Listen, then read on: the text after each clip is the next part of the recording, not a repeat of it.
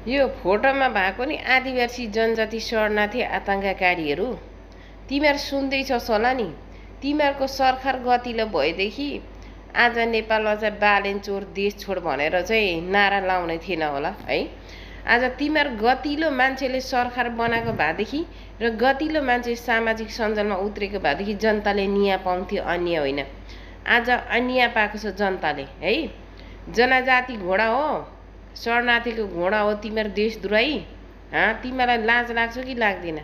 तिमीहरूको त्यहाँ शाखा सन्तानहरू, तिमीहरूको मावा माउली, तिमीहरूको ससुराली खाल, तिमीहरूका आफ्ना आफन्ता होइन, पर्यो कि परेन होला त्यो सुकुम्बासीमा, र तिमीहरूका आफ्ना आफन्तहरू त्यो सुकुम्बासीमा बसेको छ कि छैन होला है। तिमीहरू जस्तो मान्छेले गर्दाखेरि पहिला पनि हाम्रो देश नेपालको 2224 राज्य खोसेको तैँहरू जस्तो अनुहार बोक्नेले गर्दाखेरि होइन। र अहिले पनि एउटा शरणार्थीको घोडा बनेर छ, तथा नाम सामाजिक सञ्जालमा लेख्ने, तथा नाम बोल्ने, तथा नाम बोलेर चाहिँ लाइभ चलाउने होइन। आतङ्ककारीहरूको शाखा सन्तानसम्म 3 पुस्तेसम्म मङ्गोलहरूले मूल्याङ्कन गर्नेछ, बुझिस् नि।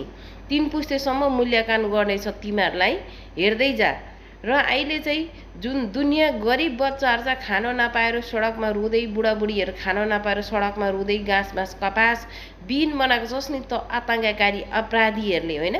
त आतङ्ककारीहरू जस्तै आतङ्ककारीले लागेर त जस्तैहरूले भ्रम छरेर चाहिँ आज होइन घन्टीमा चुपचाप घन्टी छाप भन्दै हान्नु लगाएको छ छाप। त अपराधीहरूलाई कहिले पनि भोलो हुने छैन। त अपराधीहरूले होइन तथा नाम गाली गर्छ सामाजिक सञ्जालमा मान्छेलाई है। त्यो भएको कारणले गर्दाखेरि त अपराधीहरूले कहिले पनि सुख र शान्ति पाउने छैनस्। एक दिन न एक दिन मङ्गोलहरू त्यो ठाउँमा पुगेको दिन तेरो 3 पुस्तेको हिसाब किताब गर्नेछ कि 3 पुस्ते हिसाब किताब कहीँ जाने छैनस् तिमीहरू, बुझिराख है।